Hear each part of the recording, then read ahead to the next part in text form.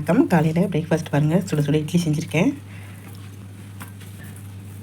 தொட்டுக்கிறதுக்கு திருச்சி கார சட்னி சூப்பராக இருக்குது. அப்படி இங்கே பாருங்கள், புட்டு செஞ்சுருக்கேன்.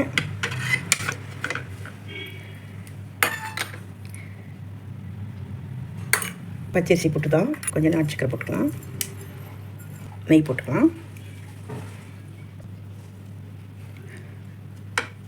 நல்லா சுடுது. அப்பப்பா தேவாமிந்தமாக இருக்குது. இன்றைக்கி மதியம் லஞ்சுக்கு பாருங்கள், சுட சுட சோறு, வாழைப்பூ, துவரம்பருப்பு, கடலப்பருப்பு போட்டு கூட்டு, தக்காளியும் கொழிஞ்சிக்காயும் போட்டு ரசம். இந்த கொழிஞ்சிக்காய் தான். எலுமிச்சம்பழம் புளிஞ்சு வரதுக்கு பதிலாக கொழிஞ்சிக்காய் புளிஞ்சு விட்டுட்டேன்.